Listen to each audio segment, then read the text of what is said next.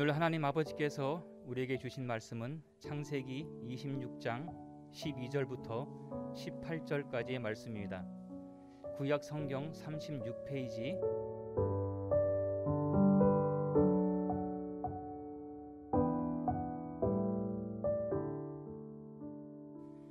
이삭이 그 땅에서 농사하여 그 해에 100배나 얻었고 여호와께서 복을 주심으로 그 사람이 장대하고 왕성하여 마침내 거부가 되어 양과 소가 떼를 이루고 노복이 심이 많음으로 블레셋 사람이 그를 시기하여 그 아비 아브라함 때에 그 아비의 종들이 판 모든 우물을 맑고 흙으로 메웠더라. 아비멜렉이 이삭에게 이르되 네가 우리보다 크게 강성한즉 우리를 떠나가라. 이삭이 그곳을 떠나 그랄 골짜기에 장막을 치고 거기 우거하며 그 아비 아브라함 때에 팠던 우물들을 다시 팠으니 이는 아브라함 죽은 후에 블레셋 사람이 그 우물들을 메웠음이라. 이삭이 그 우물들의 이름을 그 아비의 부르던 이름으로 불렀더라. 아멘.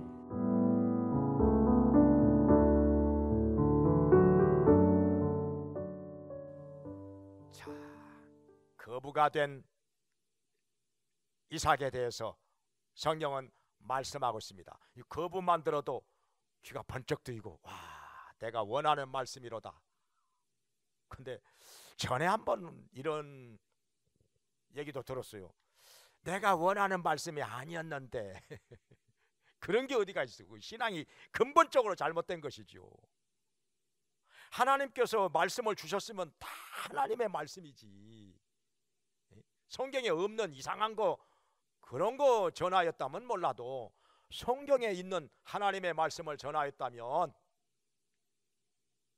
다 뭔가 하나님의 뜻이 있어서 내게 주시는 말씀이라고 들어야, 그리고 거기에서 뭔가 깨달음이 있고 은혜를 받아야 되는 것이지.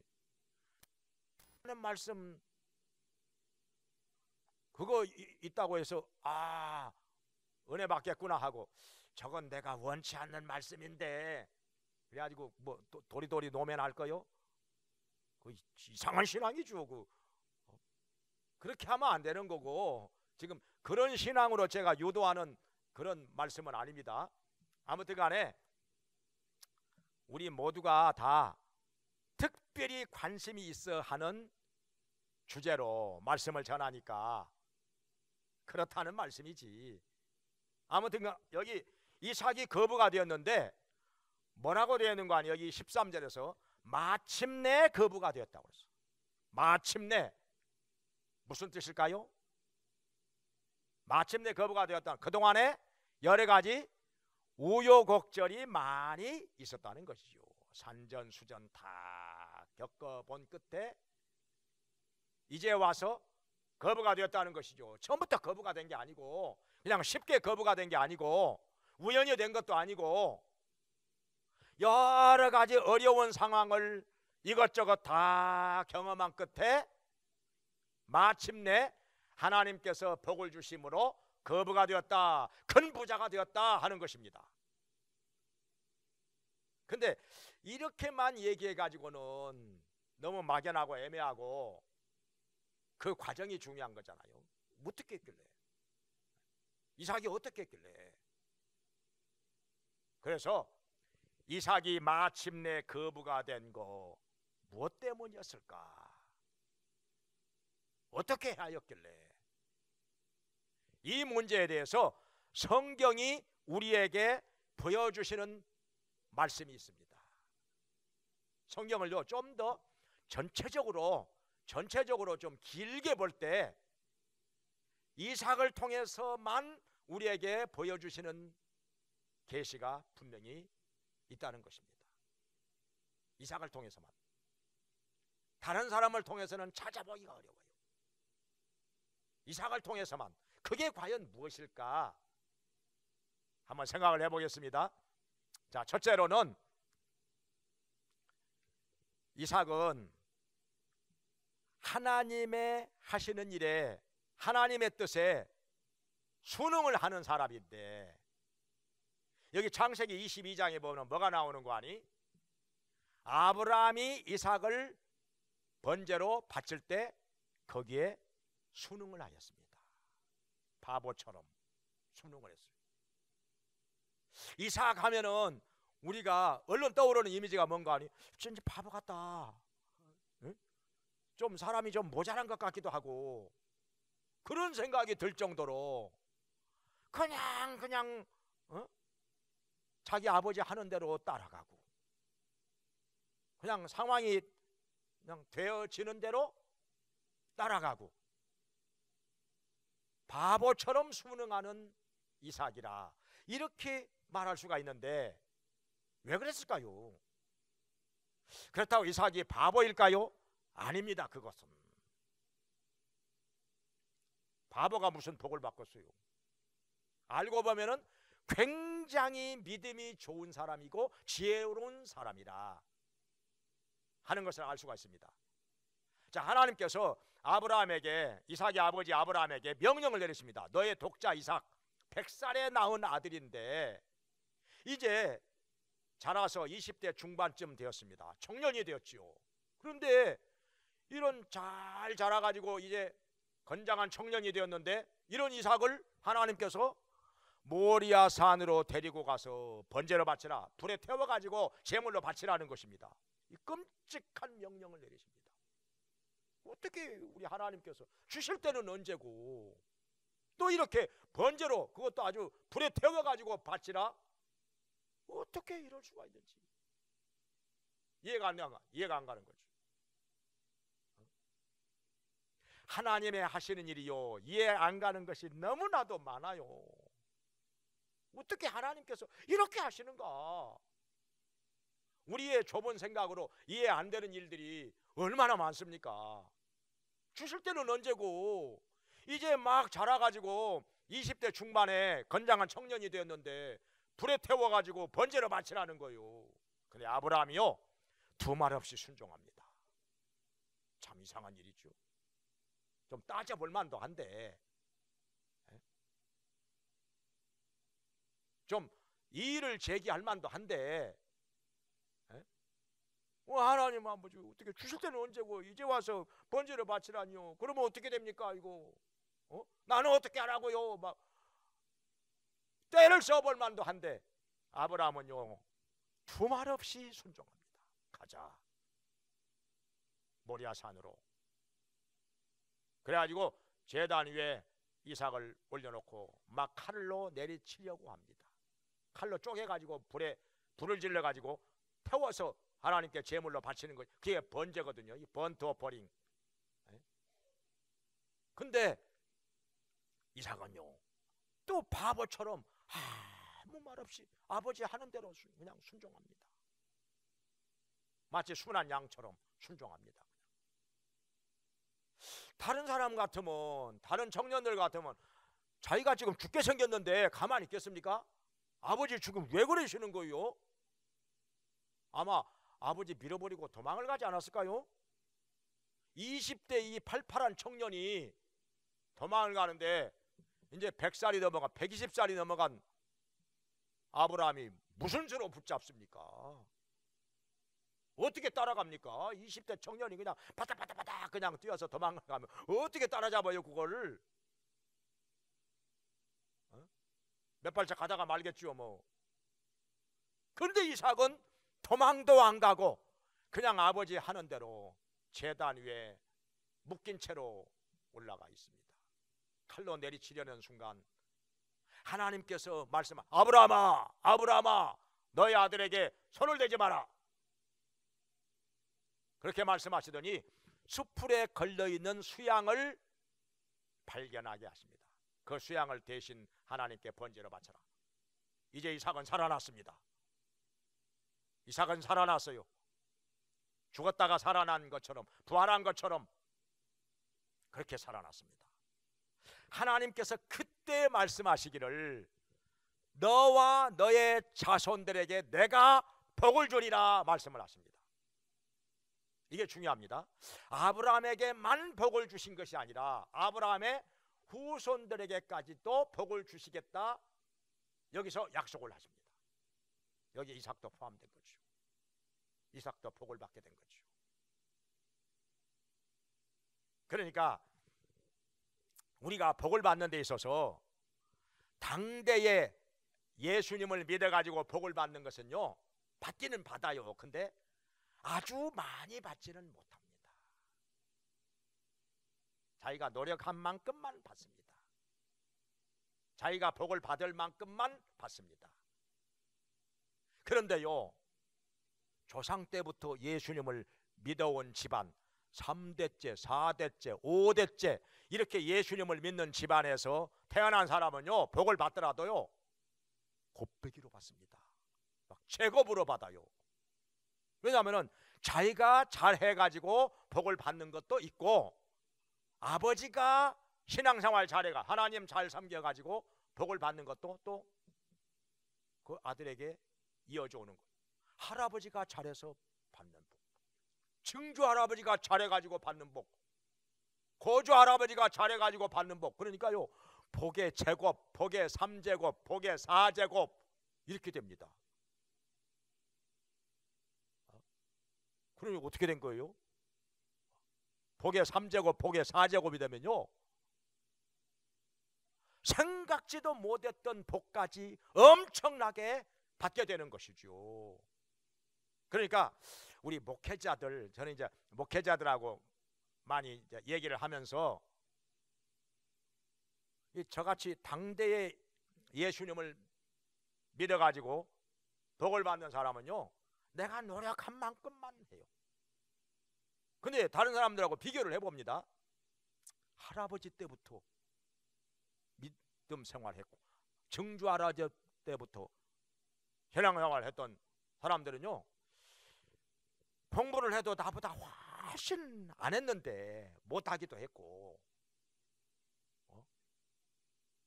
내가 책 10권 읽을 때 한두 권도 안 본 사람들도 있는데, 거기다가 또 기도를 해도 내가 하루에 2시간 3시간 할 때 기도 하루에 30분도 안 하는 사람도 있거든요. 목사님들 중에도 어떤 영적인 체험도 별로 없고,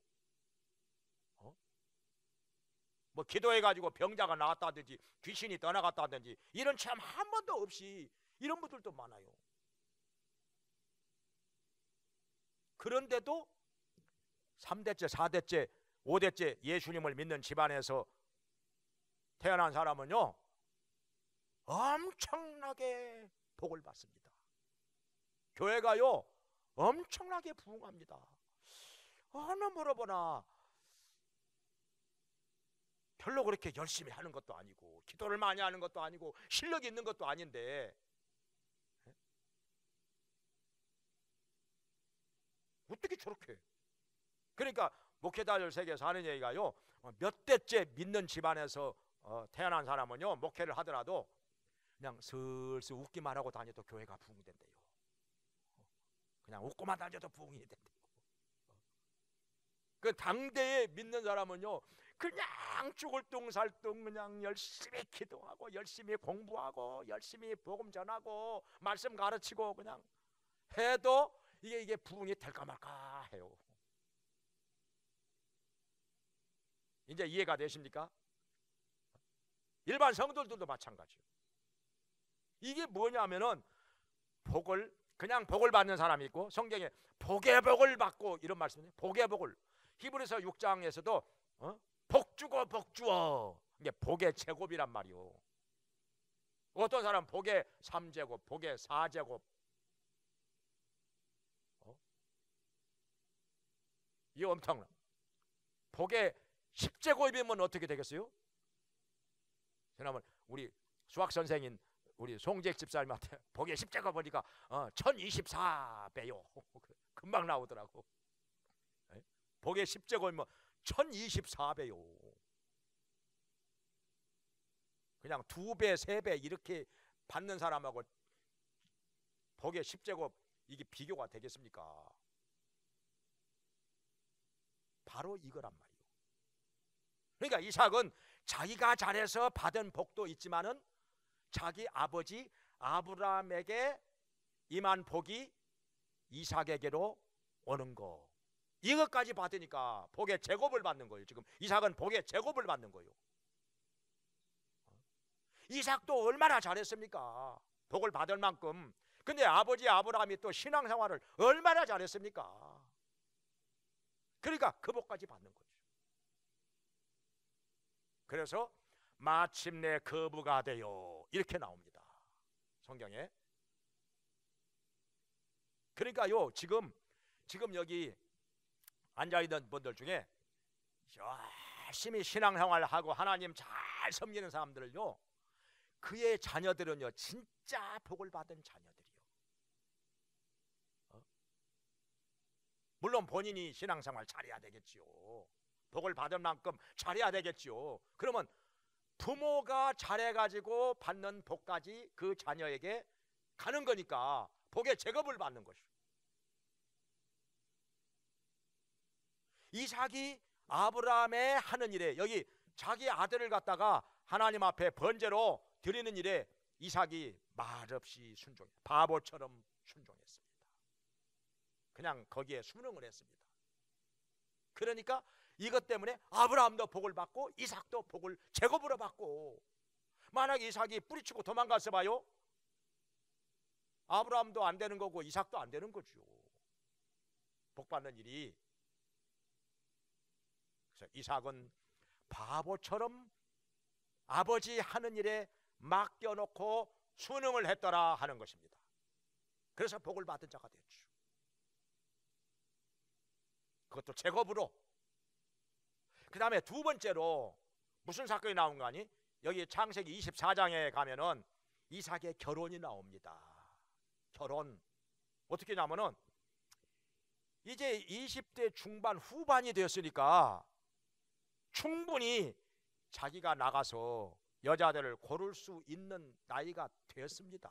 이제 사람 볼 줄 알죠. 그만하면 20대 중 아마 어쩌면 한 30 정도, 30 넘었어요 지금요. 30이 넘었어요 훨씬. 그러면은 연애를 할 만한 나이도 되었는데, 문제는 뭐냐? 아브라함이요 이삭을 멀리 나가는 것을 허락하지 않습니다. 어떻게 될까 봐서. 100살에 낳은 아이인데, 이제 나이가 30대가 되었는데도 어디 나가서 연애 한번 할 수 있는 상황이 되지를 못합니다.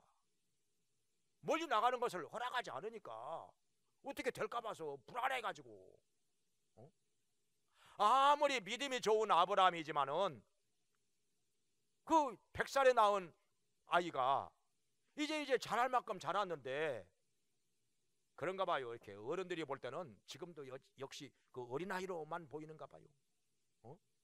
차 조심해라. 나이가 30대 40대가 됐는데도 야 너 차 조심해라. 불안한 거예요. 부모가 볼 때는 역시 어린아이로, 그냥 언제까지나 어린아이로만 보인다는 말이, 그게 아브라함도 마찬가지요. 멀리 못 나가게 합니다, 이삭을. 그래가지고 어떻게 하느냐? 자기의 늙은 종을, 이삭의 신부감을 구해오도록 멀리 떠나보냅니다. 바다나람으로 가라. 맹세를 하는데 반드시 믿는 여자만 데려와야 한다. 안 믿는 여자 데려오면은 이 맹세 다 무효요. 다 무효. 소용없어. 아무리 천하절색을 데려와도 안 믿는 여자 데려오면은 무효요. 나는 못 받아. 이것이 아브라함과 그 늙은 종 사이에 맹세한 것입니다. 이게 불신결혼은 절대 안 된다는 거예요. 불신결혼은 절대 안 돼. 나는 그 용납하지 못한다. 그 어떤 훌륭한 사람을 데려와도 믿음이 없으면 그건 다 소용없어. 나는 못 받아. 반드시 믿는 여자만 데려와야 한다. 이렇게 맹세시켜 놓고 떠나보냅니다. 그러니까 아브라함이 지혜로운 게 뭔 거냐? 뭔 거 아니요? 왜 늙은 종을 버렸을까요? 먼 길에 여행하는데. 젊은 사람이 파닥파닥 먼 길 여행해서 갔다 오기 좋을 텐데 어떻습니까? 젊은 사람이 사람을 보는 눈이 더 정확합니까? 늙은 사람이 더 정확합니까? 늙은 사람이 정확하지.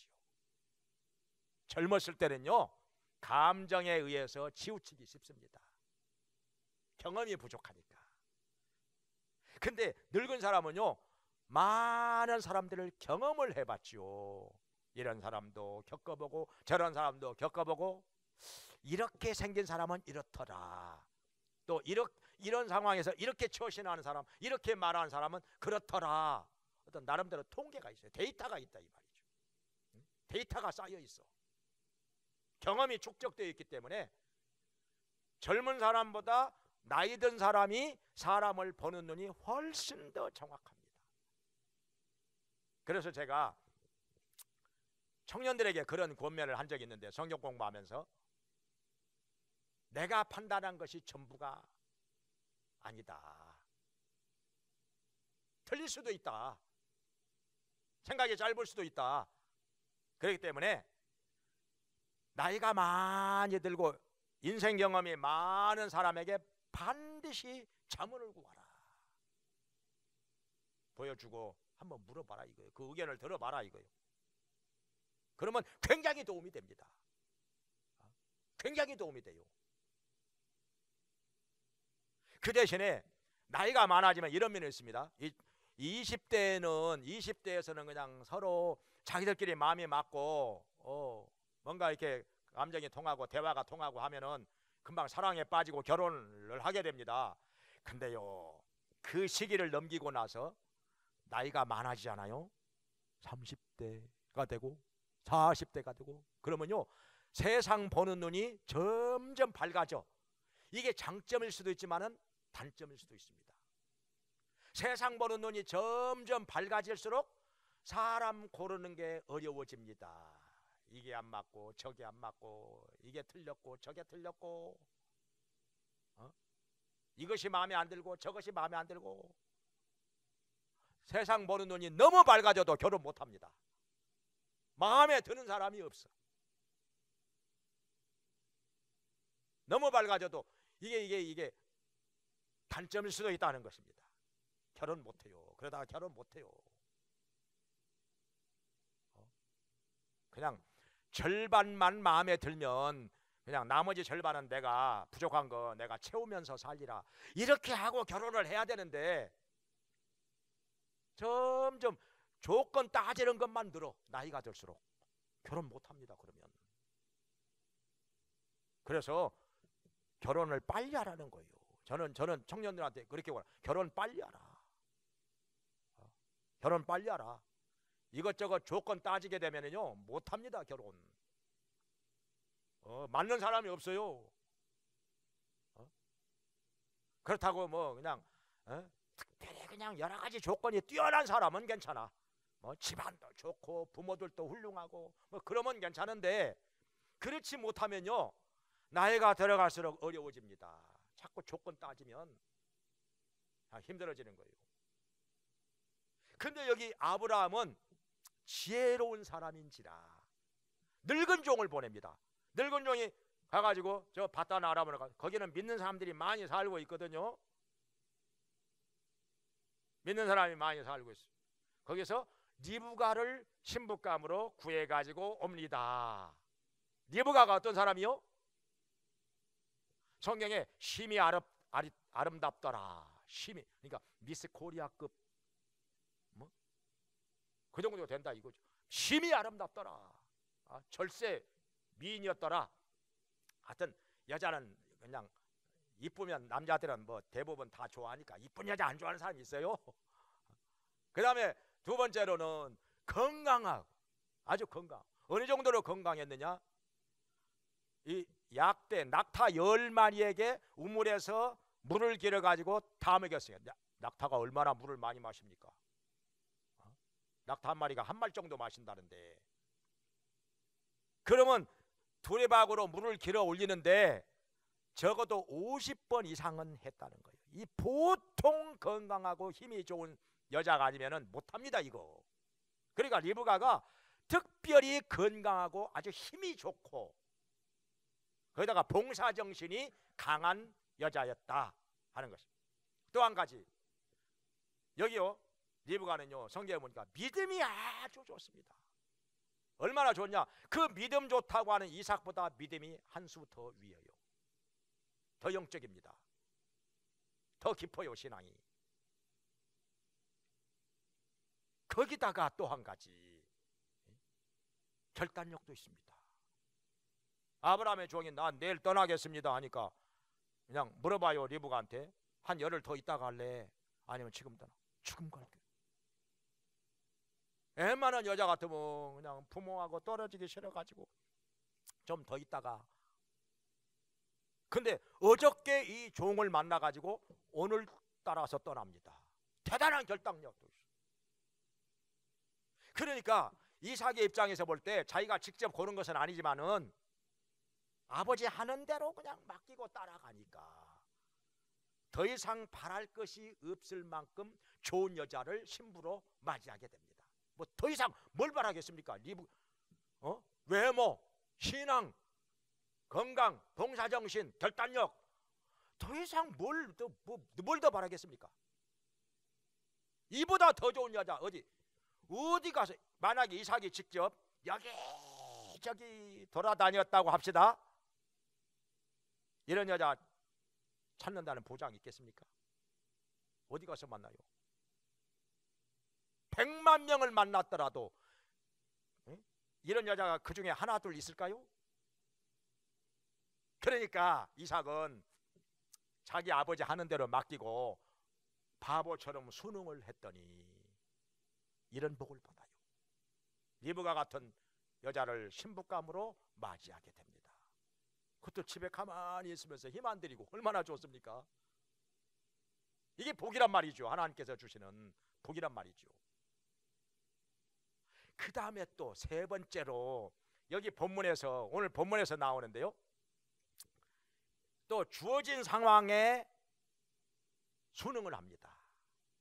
순응을 해요. 어떻게 하느냐?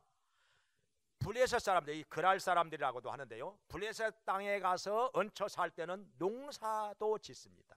그냥 거기 땅이 비옥하니까 농사가 잘. 여기 성경에 말씀한 대로 그의 농사 지어가지고 100배나 수확을 더 얻었더라. 그러니까 굉장히 땅이 좋고 농사가 잘 된 겁니다. 거기 하나님께서 복도 주시고 재산이 많이 불어나게 됩니다. 수확이 100배로 나오니까. 이 블레셋 땅에서 살 때는 농사를 더 집중적으로 지었어요. 그런데 농사를 짓기 좋은 땅에서는 목축을 하는 데는 조금 어려운 면이 있습니다. 이게 풀밭이 많지 않거든요. 웬만하면 다 노란이면 밭이요. 농사 짓는 데 가서 어디다가 양이나 소를 어디다가 방목을 하겠습니까? 그런 땅은 많지가 않아요. 그런데 여기서 나오게 됩니다. 나와가지고 우물을 팠는데 우물을 팔 때마다 블레셋 사람들이 와서 뺏어갑니다. 이거 내 거요.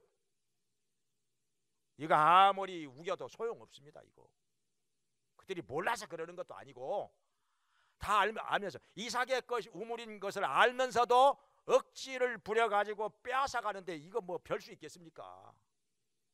싸우겠습니까? 싸우면 이삭은 힘이 약한데, 여기 블레셋 사람들은 그때 벌써 국가 조직이 있어요. 군대 장관까지 있어요. 군대 장관까지. 어떻게 싸우고서 이기겠습니까? 싸우다가는 다 죽는 건데, 그러면 그냥 두 말 없이 뭐 이 사람들하고 뭐 옥신각신 해봐야 소용없습니다. 다 알면서 그러는 건데, 빼앗아가려고 작정을 한 건데 어떻게 당합니까? 이걸 그냥 빼앗기고 또 다른 데 가서 우물 파, 또 와서 빼앗아가, 그러면 빼앗기고 또 다른 데 가서 또 우물 파, 또 우물 파, 계속 쫓겨나가지고 어디까지 가냐면은 저 이스라엘 맨 남단 끝에 브엘세바까지 쫓겨납니다. 근데 그때 이삭이 뭐라고 하는 거 아니? 이렇게 우물 또 파놓고 빼앗기고, 우물이요 그 재산 목록 중에 1번입니다. 왜냐하면 우물이 있어야 사람도 먹고 마시고 짐승들도 먹고 마시고 살 수가 있기 때문에. 우물 없으면요 살 수가 없어요. 뭐 무슨 시냇물이 흐르는 것도 아니고, 지금같이 무슨 상수도가 있는 것도 아니고, 우물 없으면 그냥 못 사는 겁니다. 그냥 그 땅에서. 근데 이삭은 우물 다 뺏기고 저 남쪽으로 밀려가서 뭐라고 하는 거 아니? 하나님께서 내 지경을 넓혀 주셨도다. 얼마나 긍정적입니까? 쫓겨나가지고 그 대신에 넓은 땅을 차지하고 살게 되어서 좋다, 감사하다. 얼마나 긍정적입니까? 이게 이삭의 믿음이라는 거예요. 그러니까 주어진 상황에 항상 순응을 합니다. 바보처럼 순응합니다. 하나님 하시는 일에 그냥 순응하고 따라갑니다. 그랬더니 나중에 어떻게 되느냐, 이 블레셋 왕이 군대 장관이랑 뭐 친구랑 같이 와가지고 이삭, 내가 너한테 졌다. 사실 졌다고는 안 했지만은 너와 하나님이 함께 계시는구나. 무섭다 이거예요. 우리 좋게 살자, 평화롭게 살자. 이렇게 하고 잔치를 벌이고 떠나갑니다. 참 이삭의 승리한 거지요. 이삭이 계속해서 지고 이렇게 빼앗기고 쫓겨난 건데 결국에 이삭이 승리하게 된 거예요. 하나님께서 그렇게 하신 거죠. 바보처럼 순응했더니. 그 다음에 네 번째로 어떤 사건이 있는 거 아니? 여기 다음 장 27장에 가서 속아가지고 둘째 아들에게 장자의 축복을 하고 맙니다. 잘 아시는 바와 같이 쌍둥이 낳잖아요. 에서와 야곱, 이삭이. 에서가 장남인데 한날 태어났지만 그래도 장남은 장남이요. 장남 에서에게 별미 만들어서 가져와라. 내가 너에게 축복을 하리라. 그랬더니 그 준비하는 동안에 둘째 아들 야곱이 어머니의 말을 듣고 어머니가 시켜가지고 별미를 만들어가지고 장자의 축복을 몽땅 받아버립니다. 내가 장자입니다. 왜냐하면 이삭이 그 당시에 눈이 어두워서 보지를 못하게 되니까. 손으로 만져봐가지고 아는 거 외에는. 근데 손으로 딱 만져보니까 털이 보송보송하니 변장을 했기 때문에 이 목소리는 둘째인 줄 알았더니 이 장남이네. 이거 털이 많은 거 보니까. 그래가지고 그냥 축복을 해버리고 맙니다. 그러고 났더니 그 뒤에야 에서가 별미를 만들어가지고 장남이 별미를 만들어가지고 와서 내가 장남입니다, 에서입니다, 축복해 주시오. 나는 이미 다 빌어버렸는데 더 이상 너에게 빌 복이 없어. 이게 이삭의 신앙입니다. 이게 이삭의 신앙이요. 자기가 속아서 한 거지만은 복을 빈 것에 대해서는 100% 이루어질 것을 믿었던 것입니다. 야곱에게 그 복이 임할 것을 100% 믿었기 때문에 에서에게는 복 빌어봐야 소용없다는 거예요. 빌 복이 없다는 거예요. 더 이상. 이게 이삭의 신앙이고, 정말 바보 같지만은 그냥 자기가 복을 빈 것에 대해서는 100% 믿는 것입니다. 순응하는 거지요. 그냥 따라가는 것입니다. 그냥. 뭔지는 모르지만은 하나님의 섭리가 있다 믿고 따라가는 것입니다. 이렇게 살아가는 이삭에게 하나님께서는 복을 주셔서 마침내 거부가 되게 하신 것입니다. 할렐루야. 이게 비결이라는 거예요. 막 부딪히고 싸우고 막 인생 복잡하게 살고 이러질 않아요. 이러질 않아요.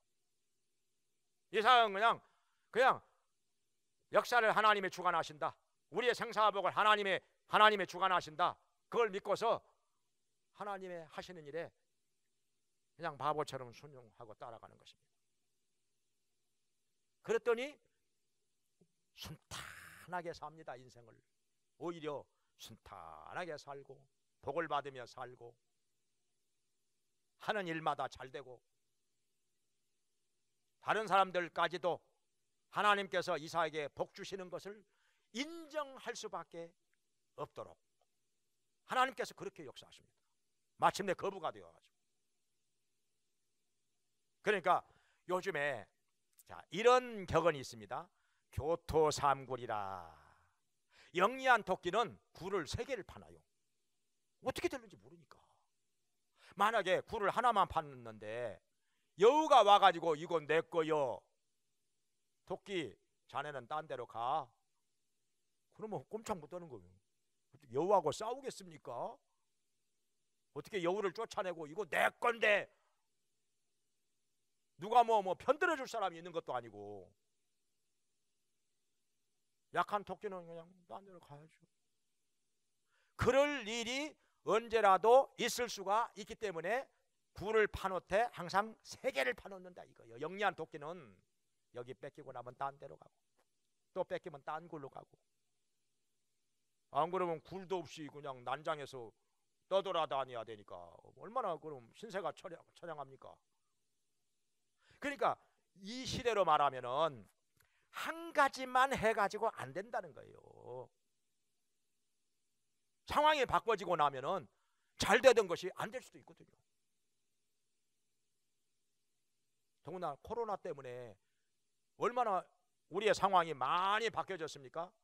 전에 잘 되는 거 지금 안 되는 거예요. 전에 안 되는 거 지금 잘 되는 것도 있고요. 그래서 2가지, 3가지를 잘 할 수 있도록 준비를 해 놔야 된다는 것입니다. 이거 안 되면 저것이 잘 될 것이고, 저것이 안 되면 이것이 잘 될 것이고, 상황에 따라서 바꿀 수도 있어야 된다는 것입니다. 유연성이 있어야 된다는 거죠. 유연성이. 나는 오래 죽으나 살아 나는 이것만 할 거야. 안 되면 할 수 없어. 뭐 그냥 죽어야지 뭐. 이러면 되겠습니까? 한 가지에만 목을 매달고 살으라는 법이 어디가 있어요? 상황에 따라서 이거 할 수도 있고 저거 할 수도 있고 준비가 되어 있는 사람이라면은 융통성 있게, 유연성 있게 바꿔나갈 수 있다 하는 것입니다. 트럼프 얘기가 있죠. 트럼프 안 좋아하는 사람들 많이 있겠지만은, 근데 한 가지 배울 것은 있어요. 이 사람이요, 거래의 기술이라고 하는 책을 썼잖아요. 이 부동산 거래하는 데 있어서는 따라갈 사람이 없습니다. 뛰어난 지혜가 있는 사람이다. 어떻게 하는 거 아니? 항상 부동산 거래하면은 최악의 상황을 항상 가정해 놓고 준비를 하고 대책을 세운다는 것입니다. 보통 사람들은 그렇게 안 하죠. 부동산 거래하면은 뭐 잘 되겠지 뭐, 이렇게 그냥 단순히 생각을 하고 하는데, 트럼프는 그게 아니에요. 최악의 상황도 가정을 해놓고 한다는 것입니다. 그렇기 때문에 만약에 생각대로 안 되었을 때, 예상 밖의 일이 일어났을 때는 트럼프가 이긴다는 거예요. 준비가 되어 있기 때문에, 대책이 세워져 있기 때문에 견딘다는 거예요. 트럼프는 잘 견딘다는 거예요. 근데 그걸 전혀 염두에 두지 않고 한 사람은 갑자기 예상 밖의 일이 일어나면은요 못 견뎌요. 나가 떨어져 버려요. 그냥 그 충격을 이기지 못해 가지고 그냥 빨리 손들어 버린다는 거예요. 이것이 트럼프가 장점이라는, 승리의 비결이라는 것입니다. 그래서 그렇게 부동산 재벌이 된 거죠.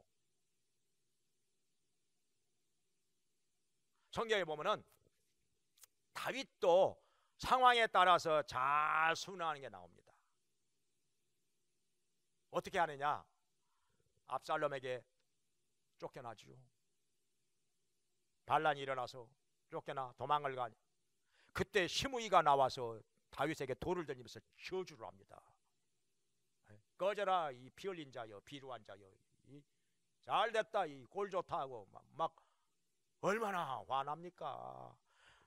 그 부하가 아비새가 내가 전원 가서 목을 따오겠습니다. 아니다. 너는 나와 무슨 상관이냐? 하나님께서 저주하도록 허락을 하신 거라면 내가 받아야지 않겠느냐? 하나님이 허락하신 거라면은. 그러고 말립니다. 그냥 이게 하나님의 징계라면 내가 받아야지.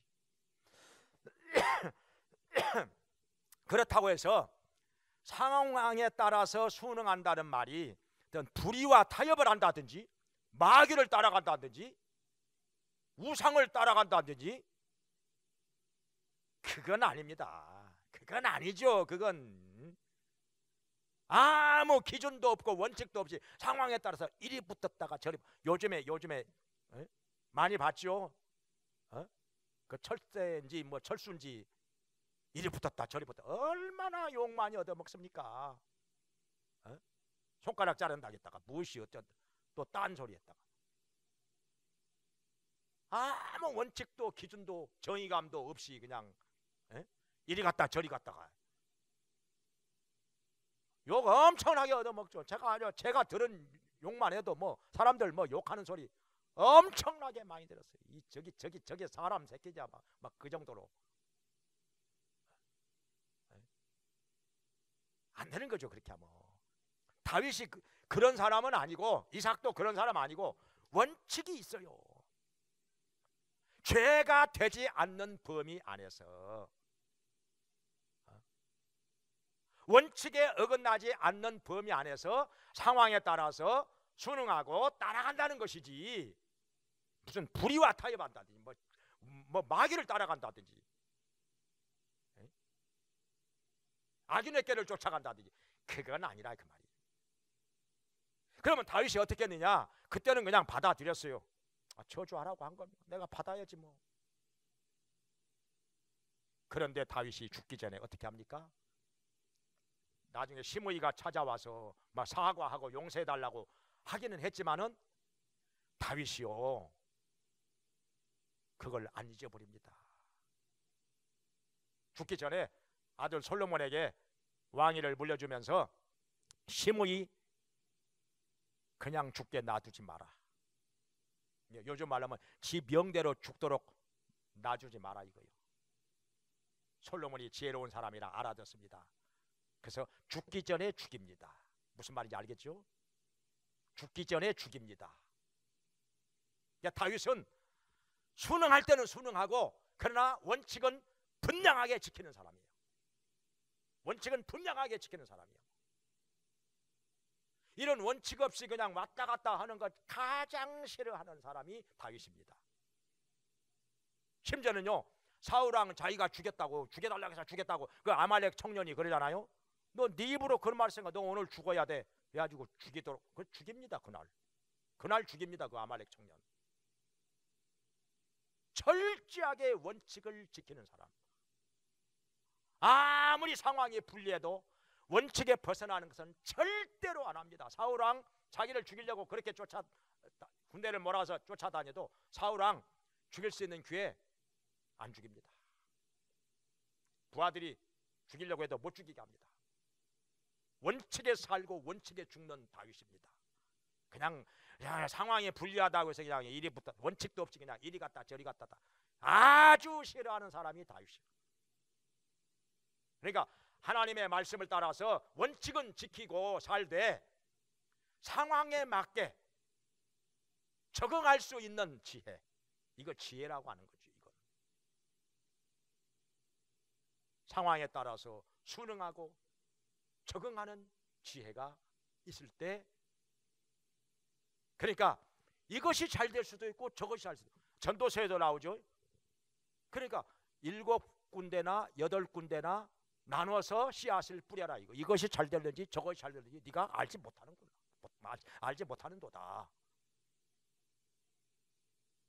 분산 투자해라는 말씀도 되고, 상황에 따라서 이것이 잘 될 때는 이것을 하고 저것이 잘 될 때는 저것을 하고 유연성 있게 대처하는 지혜가 있어야 한다는 것이죠. 이렇게 해서 이삭과 같이 마침내 거부가 되어서 하나님께 영광 돌리기를 주의 이름으로 축원합니다. 기도하겠습니다. 자비로우신 하나님 아버지, 저희들이 어떤 상황에 처하든지 상황의 변화를 따라서 이삭처럼 거기에 순응하는 지혜가 있게 해주시옵소서. 우리 모든 것을 주관하시는 하나님 아버지께서 하시는 대로 따라가는 지혜가 있게 하여 주시옵소서. 상황에 따라서 대처하는 유연성 있는 처신이 있게 해주시고 지혜가 있게 해주시고, 그러면서도 철저하게 원칙을 지키며 말씀을 따라 행하는 믿음이 있게 하여 주시옵소서. 그래서 복을 받게 하여 주시고 마침내 거부가 되어서 우리 아버지 하나님께 영광을 돌리게 하여 주시옵소서. 예수님의 이름으로 기도합나이다. 아멘.